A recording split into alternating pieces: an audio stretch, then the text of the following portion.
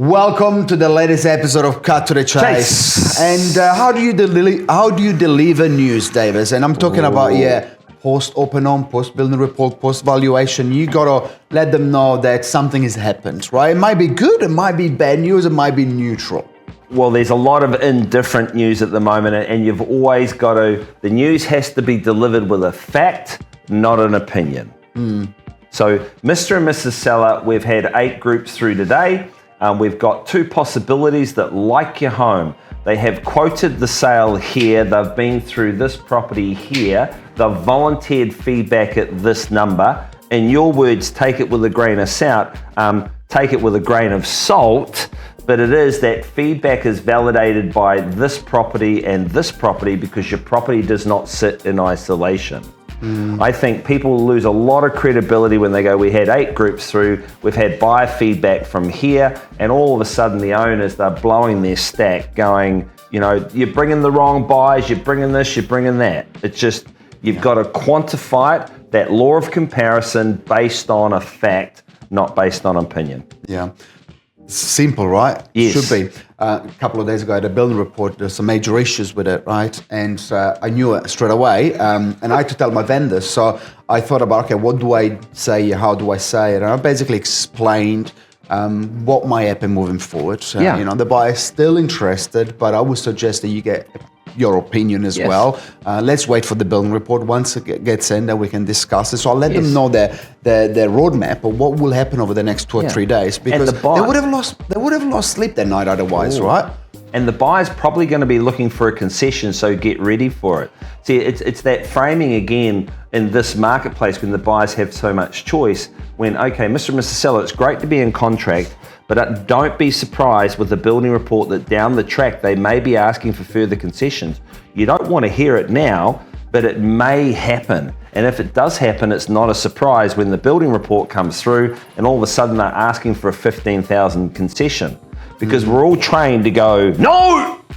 That's our first response. There's some Pavlov's response is people find it easier to say no than they ever do to say yes. That's why you ask for 6 yeses before you ask if you're happy to sign, right? Oh. Yeah. So much so. So it's delivering that news, and it's the same way when a buyer gives you a low feedback, you quantify it and say, Diego, it would be very good buying at 850 when round the corner sold for 950, we sold one for 850, correct? Correct. So when you deliver the news to the vendor, you get to go, although buyer D told me 850, I did quantify it by the sale here and the one here. So I have acknowledged that it's below market value per se. Yeah. And that's how you keep trust very strong. Because again, I would say the vast majority of vendors here on the market, and they are basically just analyzing everything and blaming the agent for everything. You got to let them understand what the conversations are. They don't know.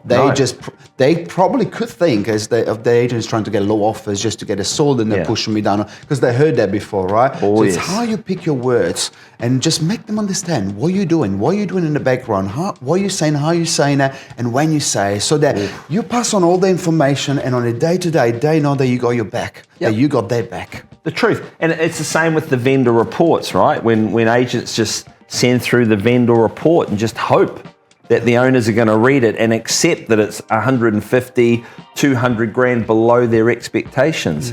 So, you know, those reports, again, have to be very carefully written, not we've had buyer feedback or quote prices, right? So what you're saying is that you can't use ChatGPT for everything. No, of course. But it's interesting, jokes apart, right? Let me talk about this as well today. Don't assume that a vendor, talking about vendors now, understands what your report means, what that property compared to. I sometimes go like, well, that property is smaller floor area, smaller land area, one less bedroom, it's an inferior property.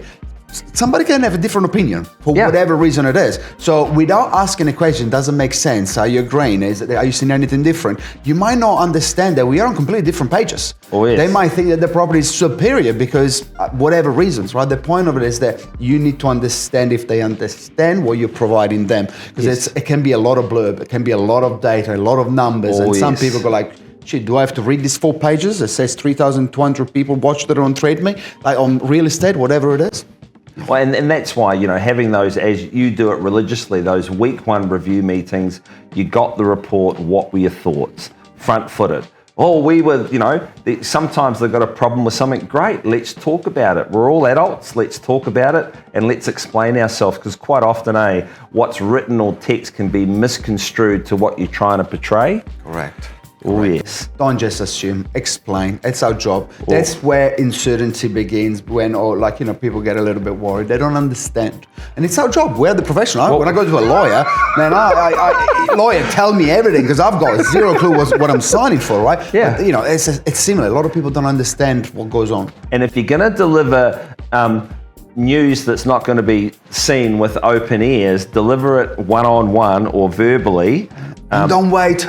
Don't block the vendor's number. I'm going to avoid that call. I always say, if there is an issue, just stop, delay the next meeting, deal with the issue straight away. Yes. Or it would ruin your day, anxiety off the roof, and we'll become bold like Aaron Davis and myself. Procrastination, kicking that can down the road. Oh no, rip it off, deal with it, and it's always a relief. Get on with it. Hey, thanks for watching. Like, share, subscribe. Any questions, fire them through to me or Aaron. Always happy to pick a topic. And thanks for watching. Cut to the chase.